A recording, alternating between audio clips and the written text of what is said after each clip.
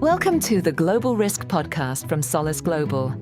This is your weekly global intelligence briefing, covering the key geopolitical and security developments shaping the world. In the Americas, we look at violent unrest in Mexico City following the assassination of a high-profile anti-cartel mayor, renewed threats from Colombia's largest FARC dissident faction to disrupt the 2026 elections, and growing U.S. pressure on Venezuela as Washington prepares to designate a government-linked network as a foreign terrorist organization. Across Europe, the Middle East, and Africa, we examine suspected Russian sabotage on a key Polish rail line, an unconfirmed US-Russia peace proposal for Ukraine, rising political tension in Cameroon and Guinea-Bissau, and ongoing destabilizing activity by extremist groups across the region. And in Asia-Pacific, we cover the fallout from Bangladesh's death sentence for former Prime Minister Sheikh Hasina, severe flooding and landslides across central Vietnam, and the growing anti-corruption protest movement in the Philippines. Expert insight, clear analysis, and the context you need, all in one concise briefing. We begin in the Americas, where in Mexico City, protests over the assassination of a prominent mayor have turned violent. On November 15th, demonstrations took place in Mexico City and other major urban centers to commemorate the death of Carlos Manzo, the mayor of Uruapan in the state of Michoacán. Manzo had gained nationwide popularity for his repeated open condemnation of the cartels and of the alleged corruption of public officials. His assassination has been attributed by authorities to the powerful Jalisco New Generation cartel. The protest in Mexico City, attended by around 17,000 people, quickly turned violent. Protesters attempted to break through police lines and reach the National Palace, where President Claudia Sheinbaum resides. More than 100 police officers were injured, along with dozens of protesters. President Sheinbaum condemned the unrest and alleged that right-wing agent provocateurs had used social media to incite violence during the demonstration. Now, our intelligence team's assessment. The violent protest almost certainly marked the first major wave of opposition faced by President Claudia Sheinbaum since taking office in 2024. Although Sheinbaum has adopted a considerably harsher approach to dealing with the cartels than her predecessors, critics from the opposition, civil society groups, and even from within the ruling Morena party, a group that included Manzo, have pushed for a zero-tolerance stance on organized crime. Regardless of Sheinbaum's own positions, the protests were also likely directed more broadly at the Morena party itself. Initially founded as a populist, anti-establishment movement, Morena has now been in power continuously since 2018 and has recently been hit by several scandals, including allegations of corruption and reports of lavish spending by senior party figures, which appear to breach its stated commitment to austerity. Broader pressures, some not directly linked to the government's recent policies, also likely influenced the unrest. In this sense, it is highly likely that Manzo's killing acted as a catalyst for long-standing grievances. Mexican officials and media have widely condemned the violent protest. The movement itself lacks coordination and leadership, dynamics that may limit the chances of sustained large-scale unrest in Mexico City in the immediate term.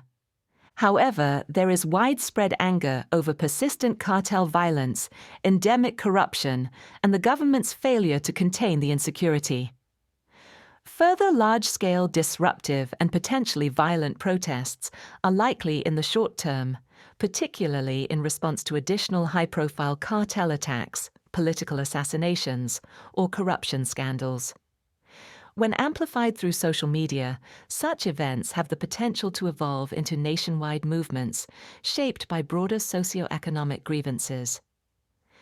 The yearly parade on November 20th, held to commemorate the 1910 revolution, is likely to coincide with further unrest, as another protest has been organized for the same day.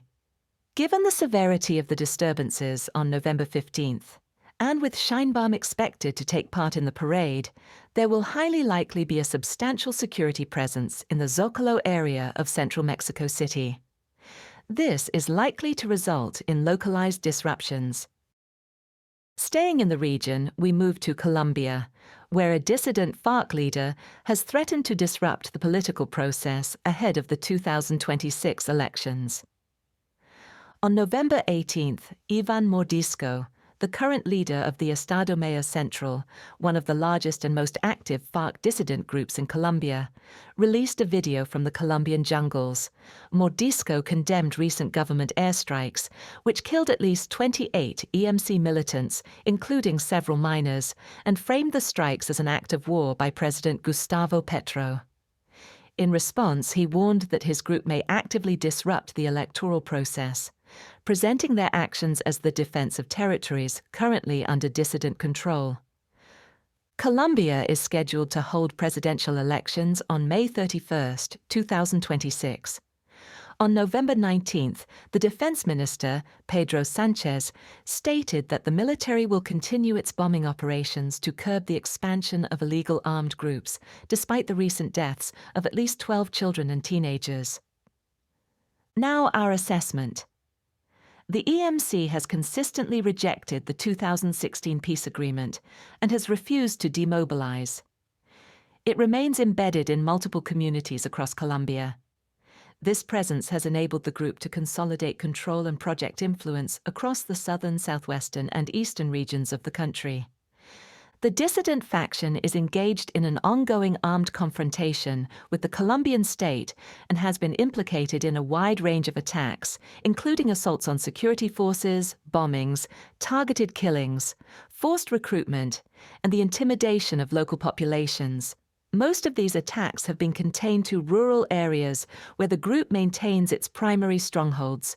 However, the EMC has also been linked to several recent incidents in urban settings, including a series of coordinated attacks in Cauca and an August truck bombing outside a military aviation school in Cali, Colombia's third-largest city, which killed at least 5 civilians and injured 30. These attacks likely demonstrate the EMC's intent and capability to strike high-value targets in major urban centers, often beyond its immediate sphere of influence. While Mordisco provided no specifics in his threat, potential EMC targets aimed at disrupting the electoral process may include political party offices, campaign operations, and government buildings, alongside its usual targeting of the security forces. The threat may also be interpreted as a tacit claim of responsibility for the assassination of opposition senator and presidential candidate Miguel Uribe, who was shot in Bogotá in June 2025. Colombian intelligence has linked the killing to dissident left-wing guerrilla groups. The threat could also extend to journalists and media outlets, whom Mordisco has accused of collaborating with military intelligence and misreporting the EMC's activities. The Petro administration is currently under increased pressure from the Trump administration to curb the smuggling of narcotics into the United States. The U.S. military, exploiting existing anti-terrorism permissions, has carried out multiple strikes on vessels in the eastern Pacific Ocean off the Colombian coast, targeting boats alleged to be involved in drug trafficking, and has also threatened strikes on Colombian soil. This dynamic is likely to push the Colombian government to maintain its current aggressive posture towards guerrilla groups and narco-traffickers. That will mean further airstrikes and operations targeting EMC high-value targets, increasing the risk of EMC retaliation and raising the likelihood that violence will continue to migrate from rural areas into major cities. Finally, in the Americas, the United States is preparing to designate a Venezuelan government-linked network as a foreign terrorist organization, a step that could significantly raise regional tensions. The Trump administration has signaled its intent to designate the Cartel de los Soles as a foreign terrorist organization on November 24th. The Cartel de los Soles is generally not viewed as a traditional drug cartel like Mexico's Sinaloa cartel. Instead, it is a broad term used to describe state-embedded criminal networks in Venezuela, allegedly composed of high-ranking members of the armed forces, who are suspected of involvement in the international drug trade.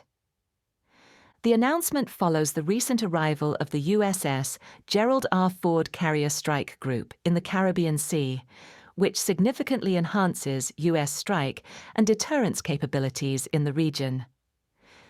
Now our intelligence assessment. The timing of the potential designation of the Cartel de los Soles as an FTO has likely been calibrated to coincide with the arrival of the Carrier Strike Group, and it has overlapped with several other significant developments. On November 19th, the Trump administration stated that it had authorized covert CIA operations in Venezuela, and the U.S. Federal Aviation Administration issued a notice to airmen warning pilots of a potentially hazardous situation in airspace over parts of Puerto Rico and areas of the southern Caribbean due to an increase in state aircraft operations. The notice will remain active for 90 days, until February 16th. These developments are likely to place extreme pressure on the Maduro regime and have likely been designed to force him either to step down or to make major concessions favorable to the United States.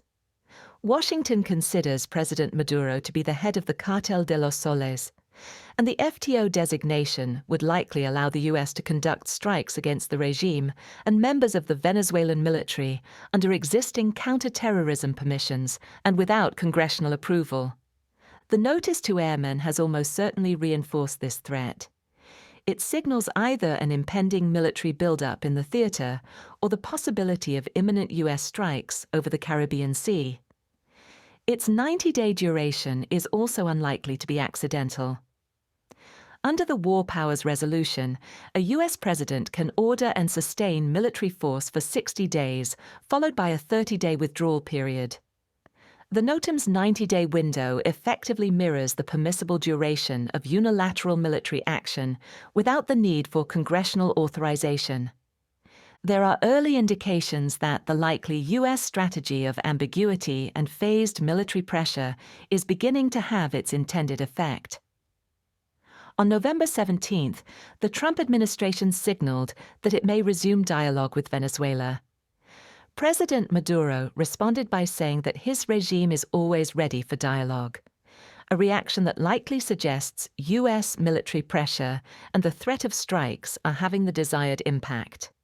In the immediate term, Washington will likely limit kinetic activity to strikes on suspected narcotics smuggling vessels, while monitoring Maduro's next moves before deciding whether to escalate to strikes on Venezuelan soil.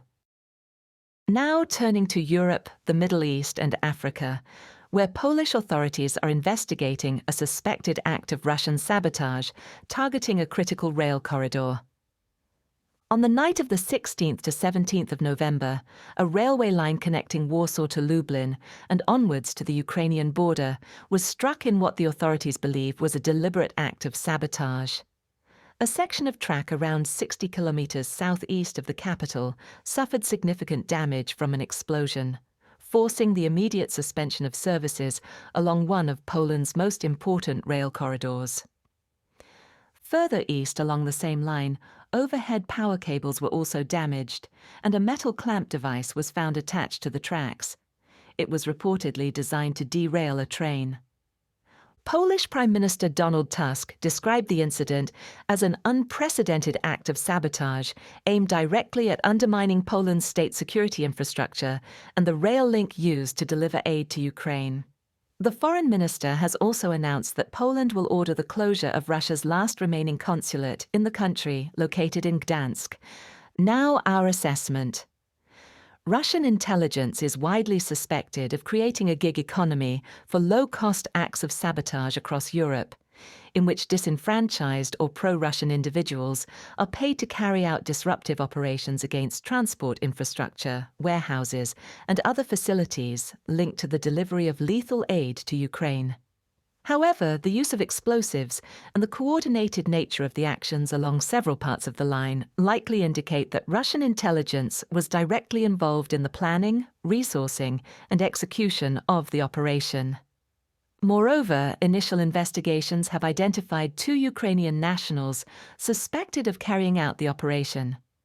They reportedly left Poland for Belarus via the Tiraspol border crossing. The incident also follows the charging of 6 individuals in Poland, 3 Poles and 3 Belarusians, with sabotage, arson and other crimes linked to Russian intelligence, including the 2024 warehouse fires in Gdańsk. Polish authorities have additionally arrested more than 60 people in recent months on suspicion of planning sabotage or terrorist actions at the behest of Russian intelligence. The recent incidents and the likely direct involvement of Russian intelligence may indicate that the Kremlin's risk threshold has increased. This suggests a growing willingness to conduct higher impact, more sophisticated and potentially deadly operations on NATO soil in an effort to deter support for Ukraine. These acts follow the large-scale Russian drone incursions over Polish territory in September, which were likely intended to test Polish and NATO readiness and resilience. Poland remains highly vulnerable to Russian sabotage and destabilization campaigns. Its shared borders with Belarus, the Russian exclave of Kaliningrad and Ukraine, make its position unique. Poland also hosts NATO forces, has taken in millions of Ukrainian refugees, and serves as the primary staging post for military aid to Ukraine. The government has remained resolute in its support for Kyiv and has committed billions to strengthening its defense capabilities. However, there are signs that Russian operations are having the intended strategic effect. Public support among Polish citizens has reportedly waned, with polling indicating war fatigue, rising skepticism, and increased calls for a negotiated end to the conflict. These trends are likely to encourage Moscow to sustain and potentially escalate its sabotage campaigns in Poland and other European states. Now we look at Ukraine, where a reported US-Russia peace proposal has surfaced alongside another large-scale Russian strike campaign on cities and infrastructure. In a report published on November 19th, US and Russian officials briefed Axios that the Trump administration has been working with Kremlin officials on a draft 28-point plan to end the war in Ukraine. The plan is reportedly inspired by the currently successful, though fragile, 20-point Gaza peace plan, also proposed by Trump.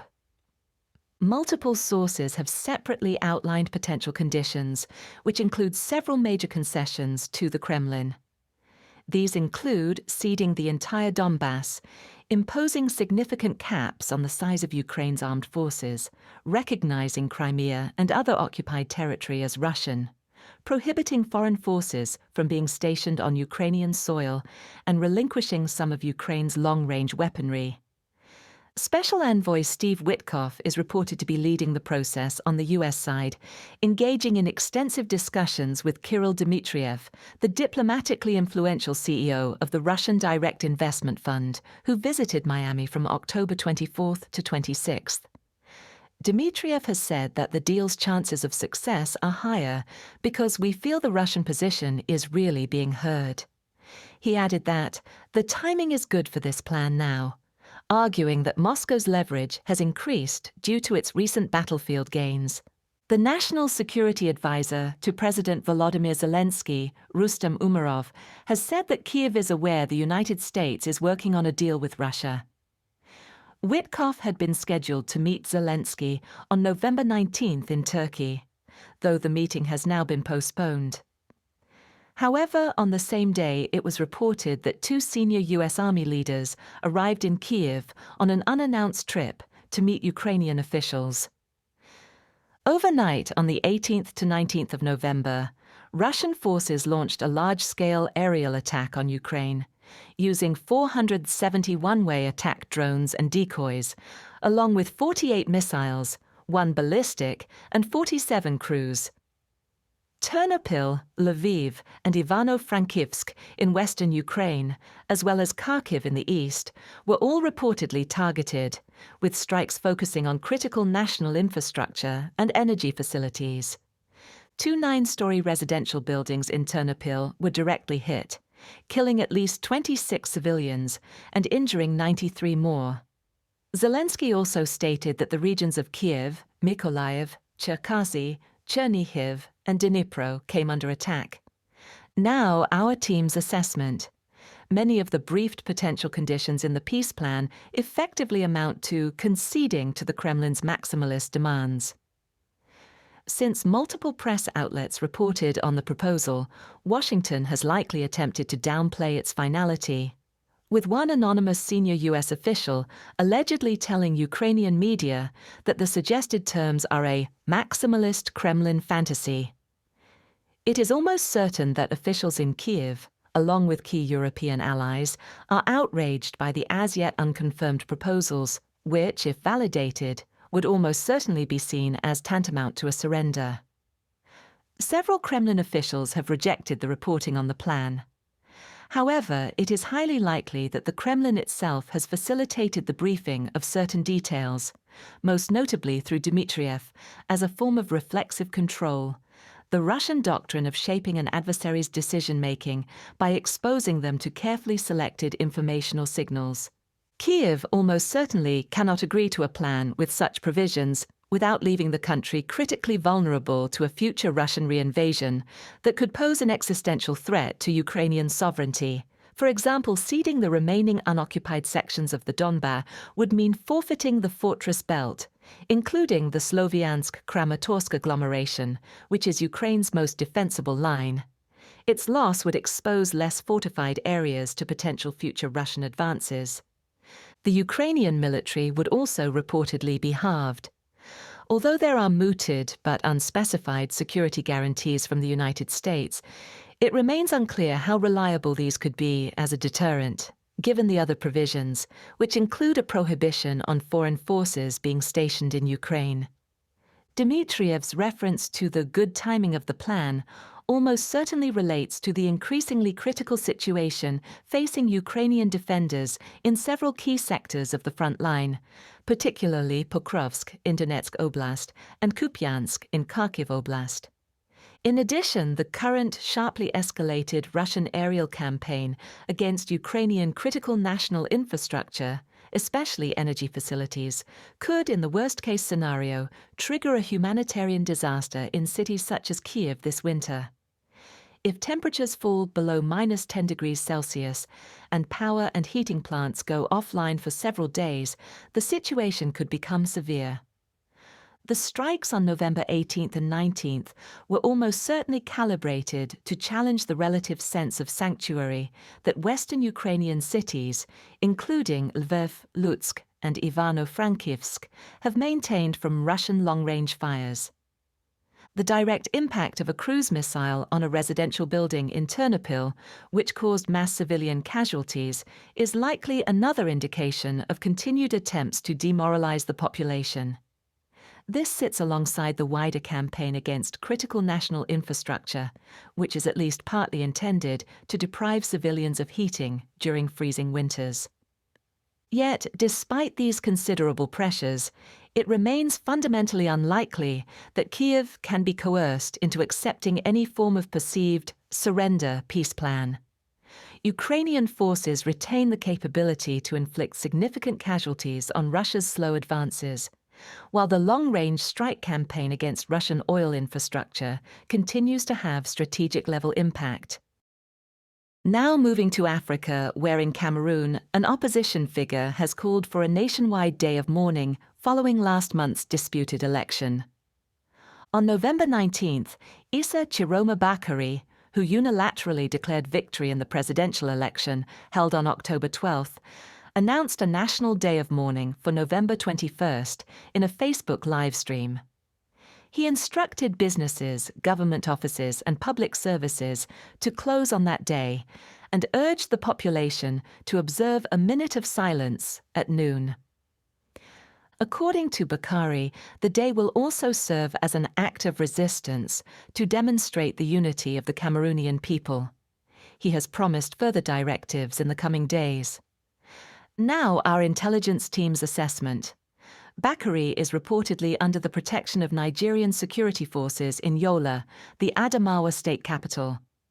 Local media have reported multiple attempts by Cameroonian authorities to arrest him while he was still in Cameroon, and Nigeria has declined a request from Yaoundé to extradite him. Bakari would be highly likely to face arrest if he returned, which could in turn trigger further civil unrest among his supporters. His failure to announce any actions after the 48-hour deadline he gave the government to release all prisoners or bear the consequences, expired on November 11th, likely suggests he is hesitant to call directly for further unrest. This is likely due to the risk of extradition or assassination. Bakari is highly likely to use the day of mourning to gauge whether Cameroonians will follow his directives before calling for any further action, as doing so would increase the risk of extradition or assassination. His instructions are highly likely to be observed in his stronghold cities of Garoua and Douala, where residents previously complied with his ghost town directives between November 3rd and 5th. There is a realistic possibility that the day of mourning will also be observed in Yaoundé, although residents in the capital are likely to be divided, with many continuing their daily activities. If Bakari's orders are widely observed, he is highly likely to announce further waves of ghost towns or broader civil unrest. Security forces would be highly likely to respond forcefully, using crowd dispersal measures such as tear gas and water cannon, alongside mass arrests and potentially live ammunition. Internet shutdowns are also likely in the coming days to prevent Bakari's directives from spreading through social media. Next, we turn to Guinea-Bissau, where imminent general elections are due to take place amid growing political instability. On November 23rd, the country is set to hold presidential and parliamentary elections. These were originally intended to be conducted separately, with general elections initially scheduled for November 2024. However, incumbent President Umaro Sissoco Embalo postponed them on the alleged grounds of instability, logistical challenges, and disputes over presidential term limits. The elections are taking place shortly after an alleged coup attempt on October 31st, which led to the arrest of several senior army officers. The incident occurred the day before the general election campaign was due to begin and was allegedly organized by Brigadier General Dahaba Nawalna, the director of a military training school. Now, our assessment. Embalo has grown increasingly authoritarian since coming to power in 2020. In 2023, he dissolved the opposition-controlled National Assembly after armed clashes between the paramilitary National Guard and the Presidential Battalion. He then dismissed Prime Minister Rui Duarte de Barros and directly appointed his successor, prompting protests and clashes with security forces. Journalists have also faced systematic obstruction and harassment. Ahead of the upcoming election, the government blocked the Portuguese media outlets RTP, RDP, and Lusa on August 15th. No official explanation was given, and international observers have described the move as arbitrary. Political instability has intensified since the postponement of the elections, with the opposition viewing Embalo as an illegitimate president and arguing that his mandate expired on February 27, 2025. The two main opposition parties have been largely excluded from the upcoming vote, increasing the risk that the election will be perceived as rigged. Instability is further exacerbated by almost certain divisions within the military, underscored by the recent coup attempt. Guinea-Bissau has experienced at least 10 successful or attempted coups, making it one of the most coup-prone countries in Africa. There is a realistic possibility that any deepening political crisis could trigger another attempt. The Economic Community of West African States deployed a mission to help resolve Guinea-Bissau's electoral crisis, but withdrew after being threatened with expulsion. Given Embalo's increasingly authoritarian trajectory, it is likely that the upcoming elections will be neither free nor fair. If the vote is perceived as rigged, there is a high likelihood of unrest. Past episodes of civil unrest have prompted forceful responses from security forces, including in May 2024, when at least 90 peaceful protesters were arrested. Should demonstrations occur again, security forces are likely to respond with arrests and crowd dispersal measures, which could cause the protests to spread and intensify.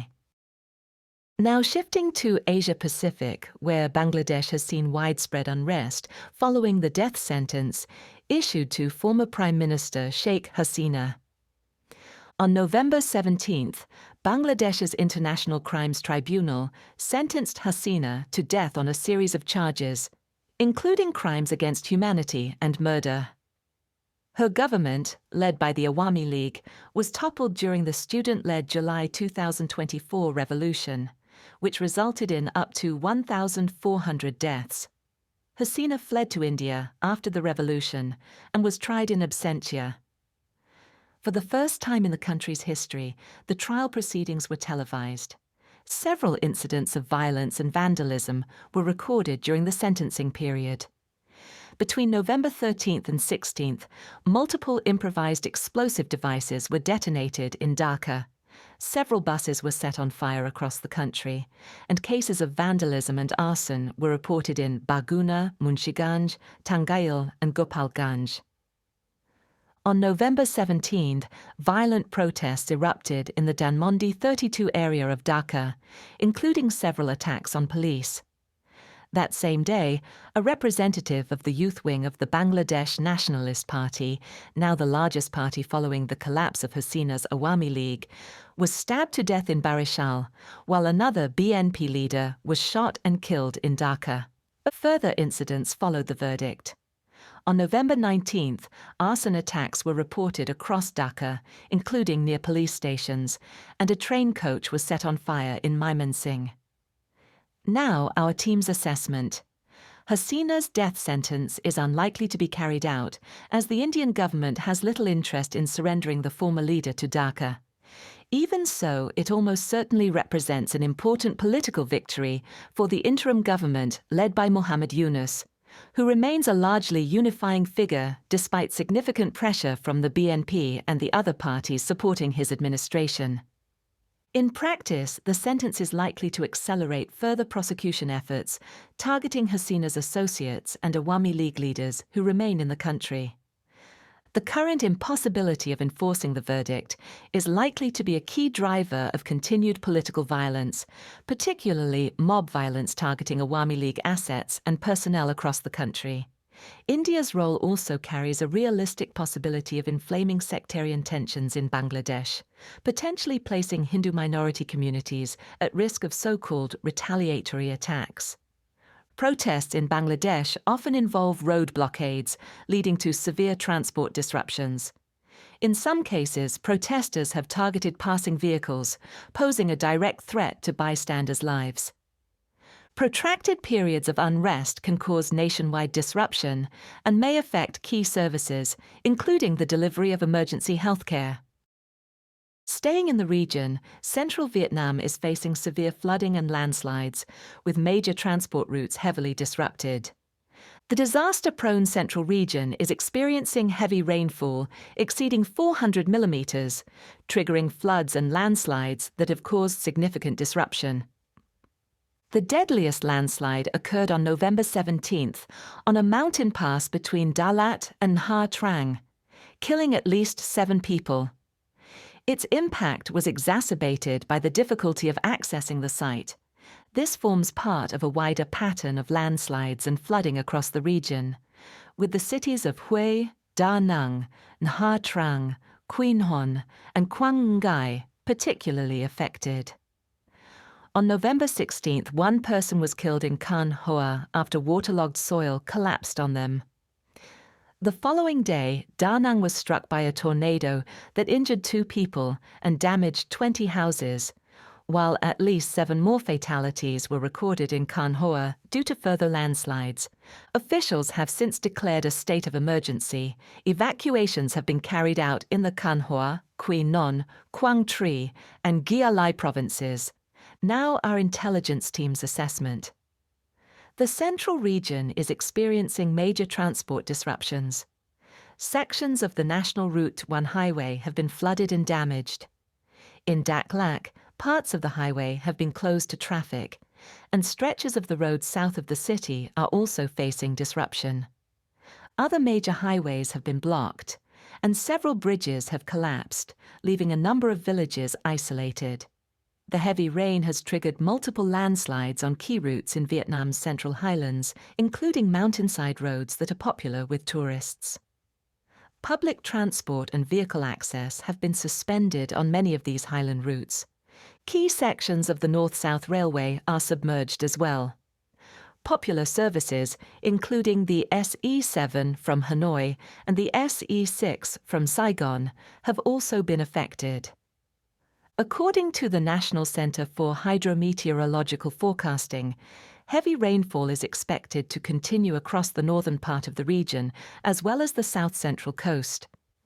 Rivers are rising rapidly, and emergency flood warnings have been issued for multiple waterways across central Vietnam. Vietnamese authorities warn that disruptions to transport, agriculture, and daily life are likely to persist across the south-central region. And finally, in the Philippines, large-scale anti-corruption protests continue to gain momentum following a series of devastating natural disasters. On November 16th and 17th, major but peaceful demonstrations took place across Metro Manila. These were part of an ongoing wave of anti-corruption protests that began in September, triggered by a scandal involving embezzlement from flood control projects. On November 16th, an estimated 500,000 to 600,000 people attended a rally organized by the religious group Iglesia Ni Cristo, the largest gathering in the movement so far.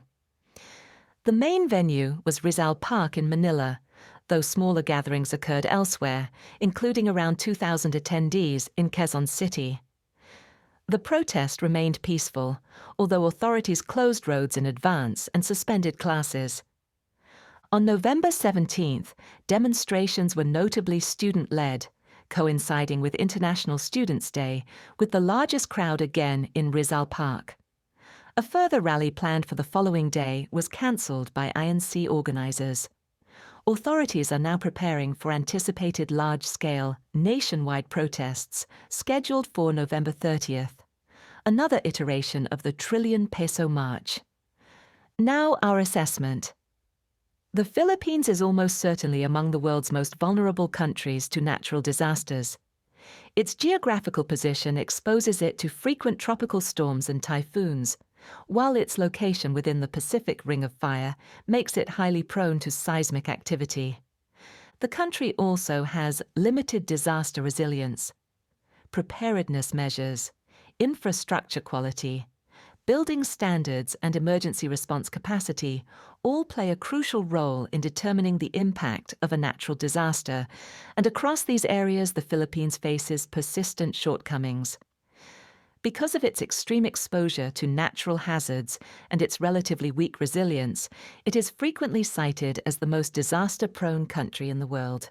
The protest movement has almost certainly been galvanized by the devastating impact of several natural disasters in recent months, including a powerful 6.9 magnitude earthquake off Cebu Island, Super Typhoon Ragasa, and Typhoon Bualoy. In early to mid-November, the combined effects of Super Typhoon Fungwang and Typhoon Kalmaegi killed at least 259 people across the Philippines. Emergency response efforts were almost certainly overwhelmed by the sheer scale of the flooding. Although the Philippines' typhoon season has now reached its typical end, the protest movement will highly likely continue over the coming months, given the sheer impact of flooding that is almost certainly exacerbated by corruption in disaster resiliency projects. The movement in general has been characterized by its largely peaceful nature, although considerable disruptions can still occur, and there have been instances of isolated clashes, such as during protests in September. However, if considerable strides are not made by the government to address the grievances of the protesters, there is a realistic possibility that the movement could grow more radical and therefore violent in future. That concludes this week's Global Intelligence Briefing. These updates are part of our Global Intelligence subscription, which includes weekly reports, in-depth briefings, and live Q&A sessions with our experts. To learn more, visit solaceglobal.com. Thank you for listening.